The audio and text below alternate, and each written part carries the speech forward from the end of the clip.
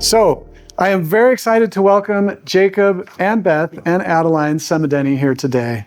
Jacob Semadeni is an entrepreneur, operator, and advisor focused on acquiring and scaling small to mid-sized businesses through disciplined operations, strong leadership, and sustainable growth. His experience spans business acquisition, recurring revenue services, retail operations, and high-performance sales. He and his wife, Beth, founded Do Easy in 2025, an eco-friendly dog waste removal service that makes life easier for pet owners. They also own the Hitch and Post Cafe in Randlet. Jacob holds a Bachelor of Science in Business Management with a minor in Human Resources from Utah State University's John M. Huntsman School of Business, as well as an Associates of Science in Business Management from Snow College, where he earned top state and national recognition in DECA for business-to-business marketing and sales management. Jacob currently serves on the CB&M advisory board, where he helped lead a cultural and leadership restructuring for a real estate company overseeing a $20 million property portfolio and a team of 40 employees. He has also served on the Utah Valley University Leadership Advisory Board and currently serves as a member of the Snow College Leadership and Entrepreneurship Board, contributing to leadership development, curriculum guidance, and organizational strategy. So I'm really excited to welcome back Jacob Semadeni.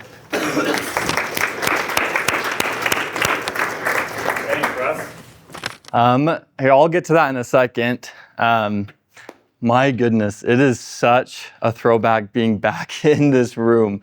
I think it's kind of interesting. I was here 5 years ago. Instant service, I still think is an amazing idea, because whenever we go out to eat, Olive Garden has a system that you can pay now, but I still think it's a really good idea. But I used to be a TA actually for this class. In fact, when I was at Snow 5-6 years ago, I wanted to meet entrepreneurs. And I was like, man, there's a class, a seminar where they're gonna bring successful people in and I get a chance to network. How do I get in? And actually, when I tried to apply for this class, it was full.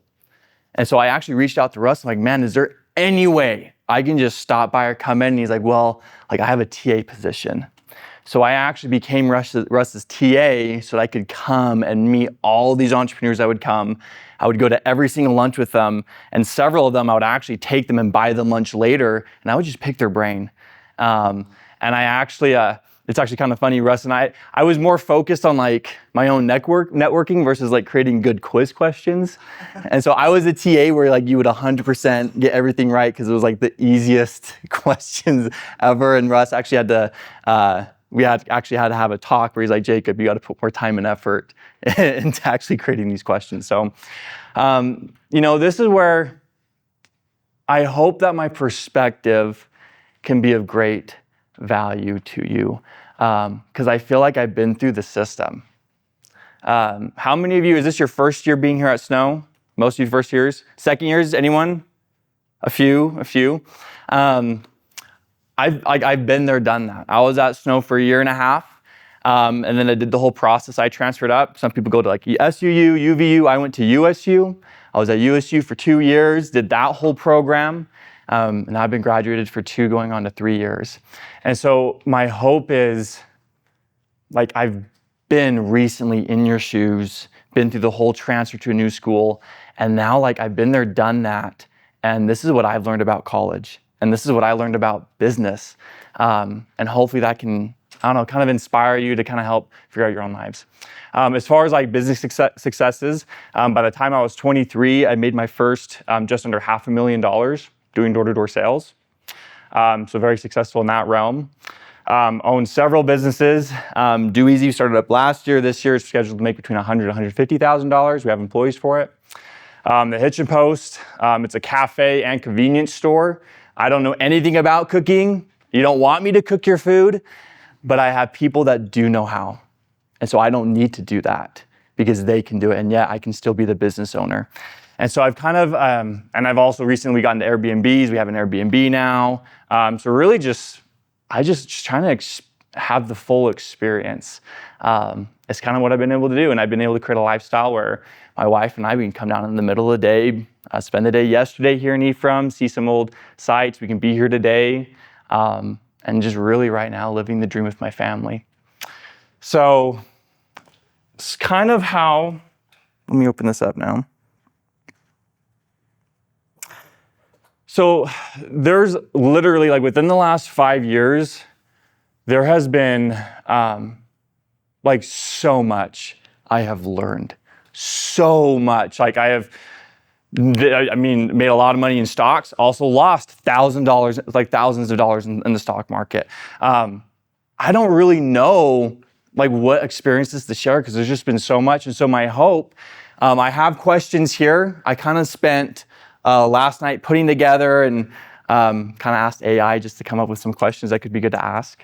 So hopefully there's some questions here that you guys have that you want me to answer, I would love to talk about. Or if there's some questions you have like just right now, that's kind of the way that I want to take this discussion is let's talk about a question that you might have, and then I'd love to share stories and experiences on it. Please. So what's your story? What businesses have you started? What businesses have failed for you? What businesses have worked? Like, what brought you to be interested in business? Like, kind of what's your story? Wow, what a deep question. I have started several businesses. So my first job was TAing for Russ. That was my first job being paid by the hour. When I was 14, I owned an aeration business. I would go knock doors and I would just aerate lawns. And as a 14-year-old, I was making 60 to 100 bucks an hour. I served a mission for my church in Alaska. And when I came home, I was gonna do sales, but then I was like, man, if I'm gonna do sales, I might as well do it for myself. So I just went to Home Depot and I bought window washing supplies and I just went out and I just knocked on doors and I said, hey, I'm here to wash windows. And I was making 70 to 80 bucks an hour doing that. So it was like the beginning stages. That business was called Tough Jobs. I did that for the summer I got home from my mission. I did that. Then I came to Snow College. And then the next business I did after that is I wanted to learn sales more. And so that's when I was like, man, I want to get better at sales because you hear so often, if you want to be a good business owner, you got to know how to sell a product. And so I was like, man, what better way to learn sales than to go to ground zero and just start knocking doors. And that's what I did. I was in New York for 3 years, for 3 summers, get dropped off in the middle of the neighborhood at like 8:50, 9 a.m. My wife would drop me off and I would have no car out in the middle of nowhere and I would knock doors until 9:15 at night. I would get home at like 10. Every day, except Saturdays, we would get home at 6. But I did that for 3 summers, and I mean, it was awesome. I was making $18,000 to $20,000 a week. Like, money wasn't an issue, which is kind of why I did business. You know, for me, I've learned so much about wealth building, and I really had to ask myself, like, what makes me happy, and like, what is success to me? And part of the reason why I decided not to pursue going into pest control or doing that business is I've always wanted to do my own business. And so, I mean, after that, I had an AI business that had monthly subscriptions for that. I don't know. So I feel like there's so much on that question. I recently bought a honey business last week, merger.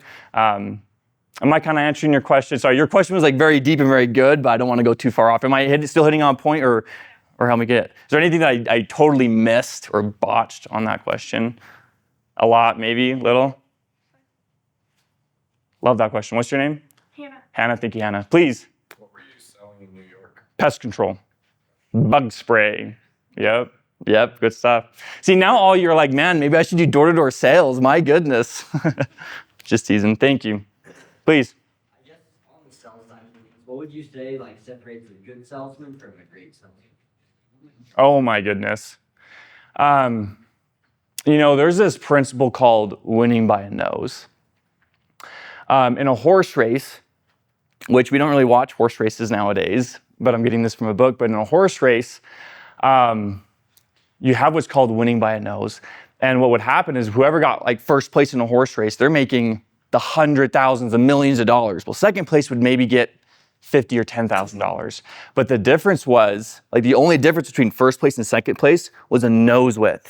Like it's not that much. Like your top performing business leaders, entrepreneurs, salesmen, they're not really doing that much more. It's the 80-20 principle. Have you guys heard of the 80-20 principle? You guys kind of know it?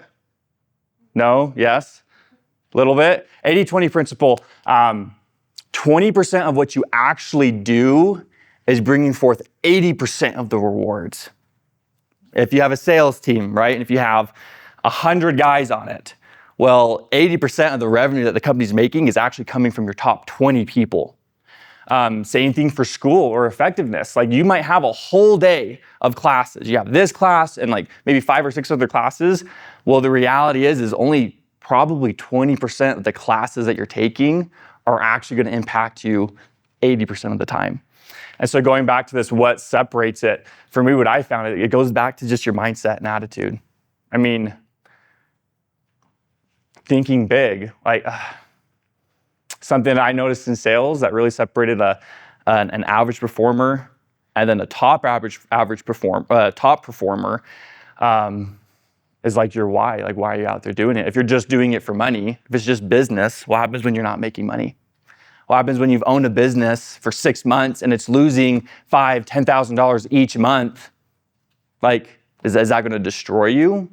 How are you going to cope with it? Like, what's your why? If your why's not, for me, my why wasn't money. It was, I want to learn better sales so I can be a better business owner.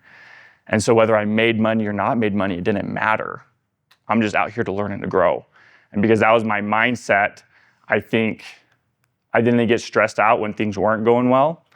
When people would cuss at you or get mad at you, it was just like, it doesn't matter. I'm just here to learn and to grow. And I just had a positive mindset and I just went after it. I just didn't stop. And I just kept doing the process, and the process over time averages out and you'll be successful. Like, as long as you just keep going, like, and I don't want to just blabber on and on and on, but there's just so much that I've learned the last 5 years. There's no way you can lose. Like, does that make sense? Like, if you actually want to win, losing isn't an option. If you burn the boats behind you, right? If you go to this island, you go to this place and you burn the boats so you can't go back, you only have one option. That's forward. Like, you can't lose. And so what's the difference between a top performer, those that make it and those that don't? Well, the top performers, they don't have an option. I have to win. There's no other option, whatever it takes. I'll pick up dog poop with my bare hands to provide for my family because I don't care, whatever it takes. And so if you're willing to do whatever it takes, losing is not an option. You have to win. You have to be a top performer. Love that. Love that. I love these questions. Is this helping? I feel like, I don't know. I feel like I'm just laugh a little bit, talk a little bit. I don't know. Give me some feedback. That's my wife. Thank you for supporting me and laughing. Like I said, and here's other questions. I mean, and you can ask these questions or other ones that you have. There's too much to share in our 50 minutes, which is why I kind of want to address the things that are on your minds. So, please. A specific project that you're more passionate about than the other ones right now? Yes. Yeah. Yes, I do. To introduce that, I haven't told anyone about this project. Okay. Something that I've learned is that you can destroy a lot of dreams by telling the wrong people. Most people will say your idea is not good. There's already a product or something out there. So it's already being done, don't do it. And so actually I've kept my projects. What I've learned is I don't tell the world what you're going to do, but first show it. I tell the ones that I'm doing, but the ones I'm doing behind my back, I don't tell people. And then when it's big and it's huge, then everyone's like, oh my gosh, you did what? Yeah, I did. And now it's a great idea all of a sudden. So to answer that question, yes, it's called Local Pros. It's an app that I'm having being built right now and a website. I'm having people in India build it. And it's a service, it's like an Amazon for service businesses. That's what it is. So it'll be coming soon, 2026, end of the year. Woohoo! Love that. What else?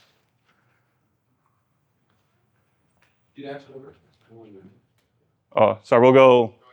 I was just gonna say 14. Okay. And like I said, most of these came from like AI, so I still have to read the questions and make sure I can think about it. Okay, 14, if you could go back to when you were 18, what advice would you give yourself? Ooh.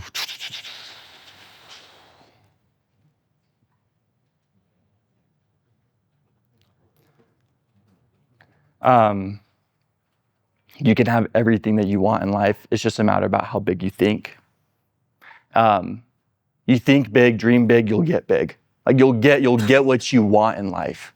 And that's something that I've learned time and time again. Like our minds are so beautiful in the fact that once you want something, it'll come up with ways to like get it. I mean, it's like, I don't know, it's like when you like a girl or a guy, right? If you like a girl or a guy, like you'll naturally try to put yourself in the right place at the right time. Like when I met my wife, do they even do swing dance anymore above Roy's? Yeah, I love it. I knew that she was gonna be there, so like I liked her, wanted to go on a couple dates with her. So what did I just naturally do? Well, I made sure I was at swing dance every night at 7. And so I guess that going back to that advice,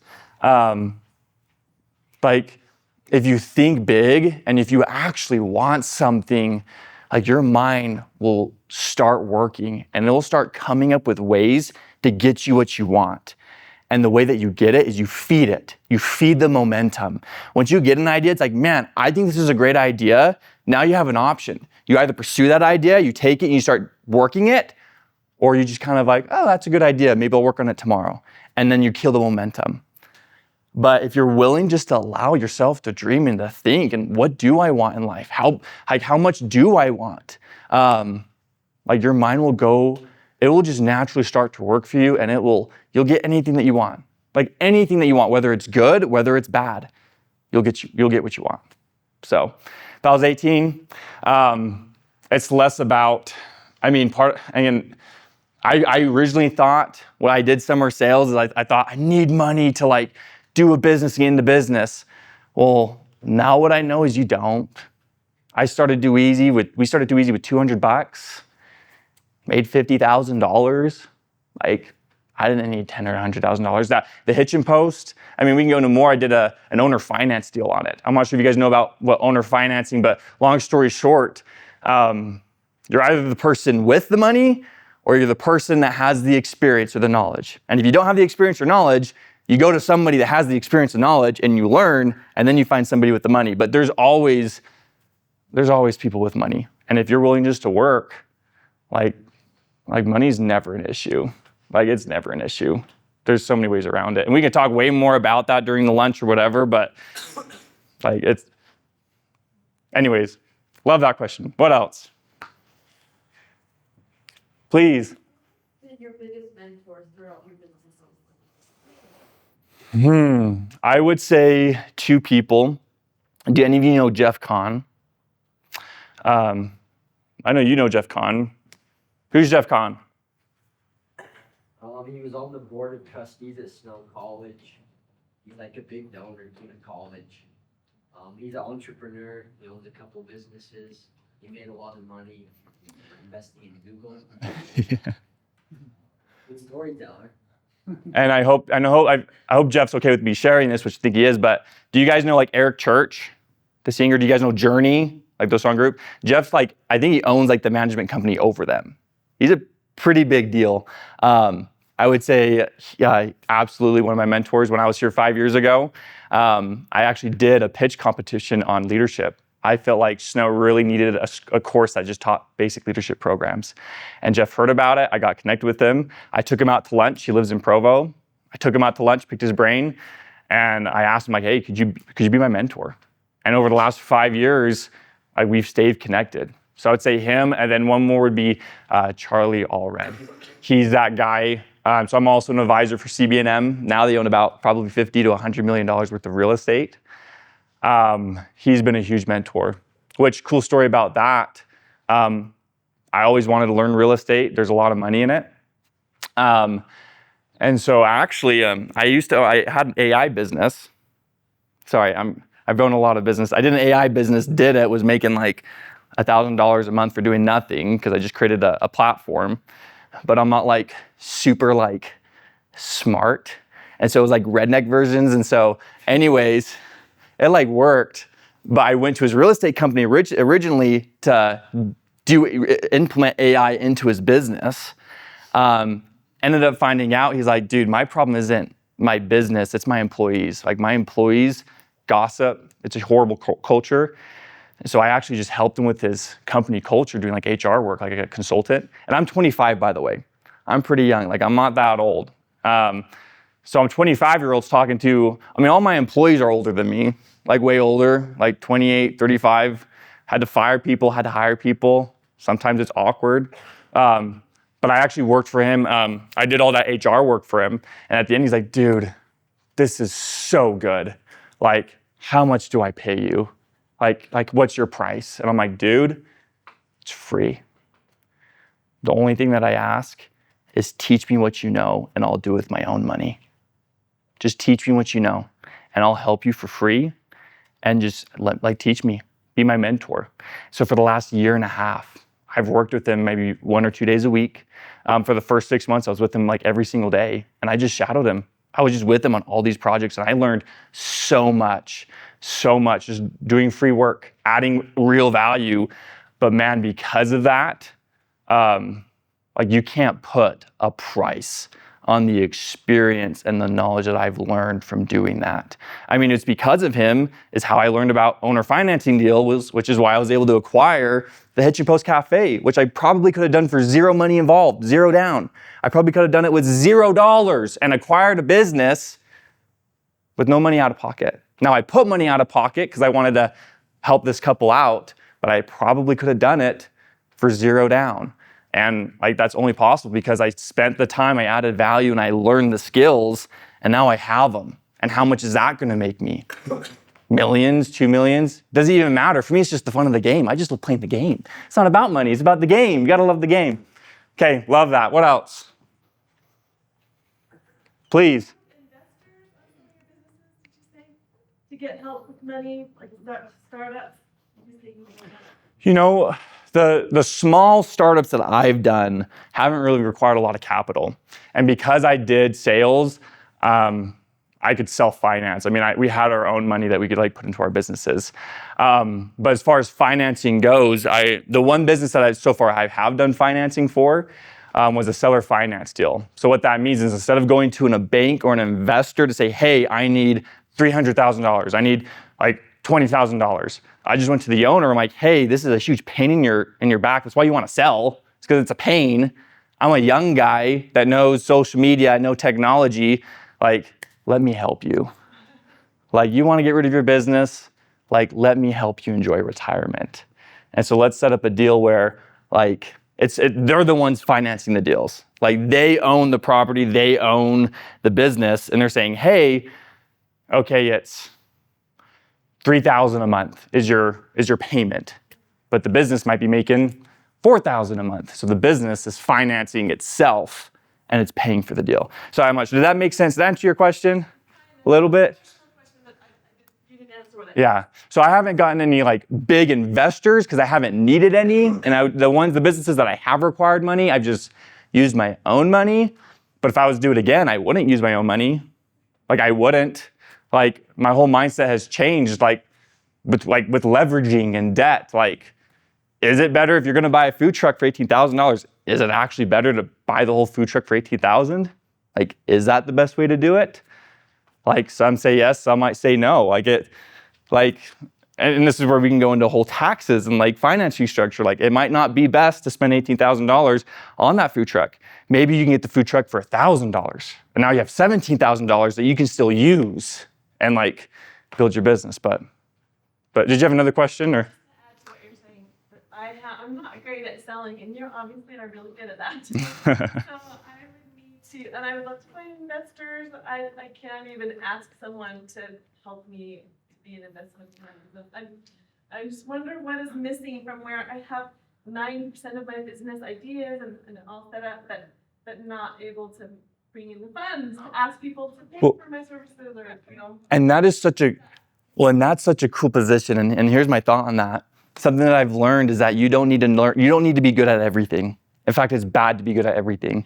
It's bad to be good at some things. And so maybe you're really good at like a product design, or I'm not sure what your business is, but maybe you're good at like coming up with the ideas or doing the stuff, but you're like, man, I don't really want to approach an investor. Well, guess what? There's someone out there that would love to. And that's why partnerships exist. Now, partnerships can be good, they can be bad, but what you don't have, somebody else does, right? I don't know how to build an app. I could try. It could take me a lot of time, a lot of effort, and be okay. Or I can hire somebody in India, then that's what they do all day. They're pretty cheap because they live in India. And I'm gonna get a really good product. And so like, if you need like an investor and you recognize that like, man, I might not be the best at this. I might not be the best at selling. Well, maybe that's when you go and you find somebody that is. And there's ways we can talk about how you can structure the partnership so that you're limiting your liability because you don't want anything bad to happen. But I guess that's my response to your answers. There's what you lack, somebody else has. And so like, that's how you move forward. Yeah. Heck, maybe we should be business partners. This honey, well, and this is where like that, like, so I just bought a honey business last week, right? I have that hitching post. So here's another thing, that hitching post, right? Something about restaurants and cafes that I've noticed since I've owned this business. Again, I'm not a restaurant owner, but I've noticed that there's a lot of downtime, right? I mean, you have people coming for breakfast, lunch, and dinner. Well, what about 3 p.m.? Like no one's there, but you're paying people to do nothing. And so I found a honey business, small. They did maybe $100,000 a year in sales, pretty small. She's really good at coming up with the ideas. She's like, man, I'm really good at coming up with these ideas and everything, but she needs somebody that can produce it, that has a commercial license. She needs somebody that has networking connection that's good at sales. Well, here's her reality. If she wants to grow her business, which she does, she's going to be way better off partnering with somebody like me that will take her business to the next level versus trying to keep it all to herself, but it forever stays small, it takes more time, and it never really grows. And so, again, like, I don't know, I'm not sure if that's helping out, but I love that. What else? Man, it's 1:11 already? What? What? 10 minutes for it. My goodness. Please. In your opinion, what's the best way to grow a business? What a deep question. How big do you want to grow it? I guess that's my question, because like if you want to, like how big do you want to scale? Like if you just want to keep a business to where like you thoroughly enjoy doing what you do and you want to work in your business, then maybe the best way to grow it is just make just normal sales. Like maybe on some Facebook, maybe reaching out to clients. But if you're looking to scale a business, like if you want to start, you're like, no, like I want to grow a business. But what I mean by grow is I want a chain of 1,000 restaurants. Or no, I want to make like a multi-million-dollar company.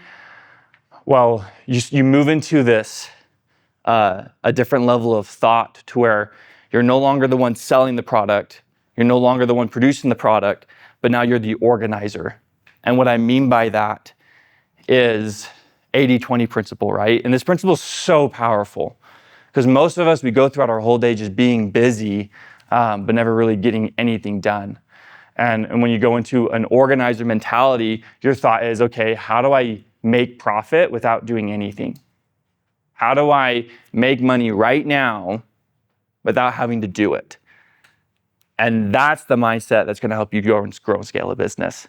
Because now you're removing yourself out of the business. You're looking at it. You're not working in your business, but working in it, but you're working on it. You're looking at it and you're thinking, man, how do I create this so it can scale and grow? How can I make this do this without me? How do I make this a system to where it's just plug and play? Like, boom, how do I get a customer, sell the customer, do the job for the customer, invoice the customer, have customer service, and yet I don't have to be there to do it. And once you have that down, now scale it, now grow it, because there's nothing holding you back because your time isn't being sucked away. Can I answer your question? Yeah. Love that. We got like 7 more minutes. Any other questions? Please. Do you specialize in anything specific, or you just like try everything? That's a great question. You know, I would say what I specialize in,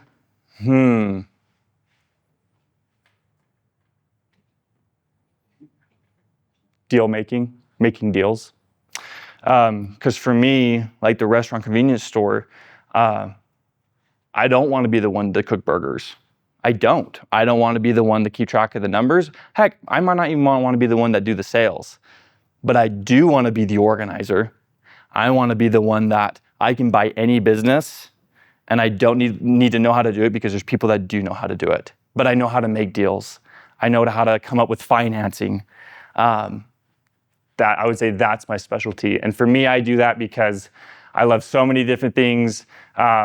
I get a rush making sales money. I think it's really fun. It's like a huge shot of dopamine. But I guess that's what I would be like, the deal making, financing, things like that, and then having other people actually do the business. Because there's someone good out there that knows how to run a restaurant. There's somebody good out there that knows how to run this business. Let's pay them a really good salary and have them make a ton of money themselves. But then also I get the cream off the top. Love that. Others? Russ. So how do you define success now, Jacob? I love that question. And I think that might be our last question today, just because of time. Last year, I actually hit a crisis moment. My biggest motivator, when people ask you, what's your why? My biggest motivator was I wanted time and resources to provide for my family and be able to serve God. That's what I wanted. And for me, I thought that meant I need to have enough cash flow coming in each month that doesn't require me to work so I can have the freedom to do whatever I want. That was my purpose, was to get enough businesses, get enough real estate or whatever to where I no longer have to work and I can do whatever I want.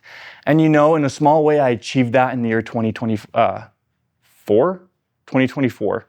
I had that AI business up and running. It was making $1,000 a month, really small, but I didn't have to do anything. I had investments. I had all the money that I made. I put them into interest-bearing accounts. I was making another $1,000 a month.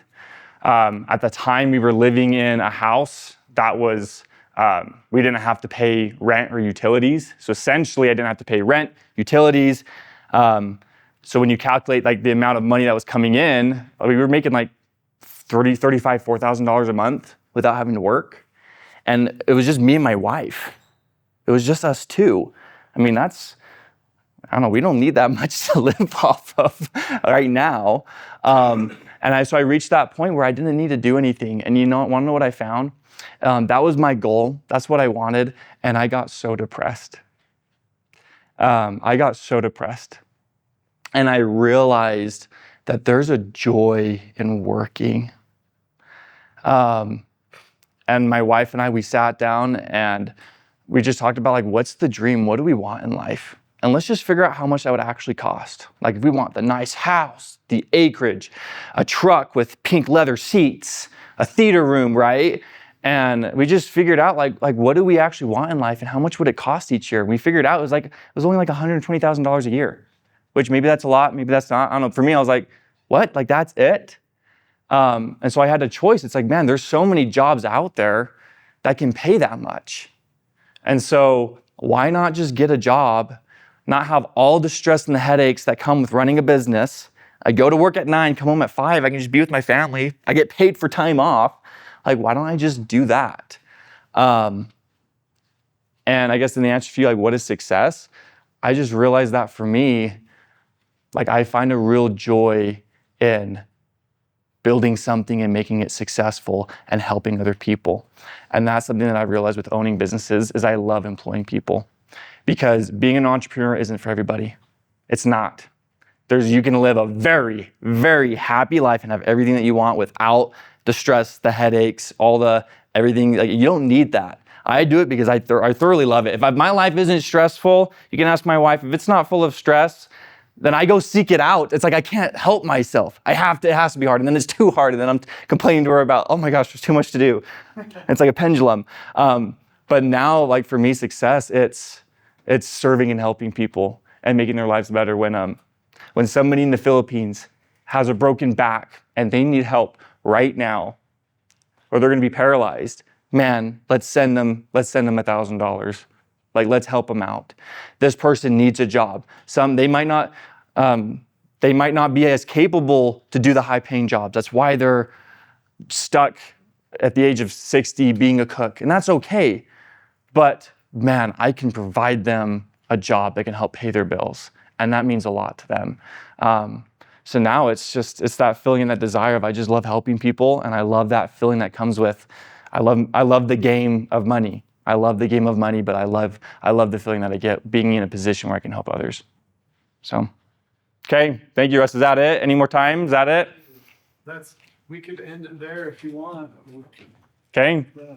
perfect. If you guys have any questions, I'd love to talk to you after, but thank you. Thank you so much.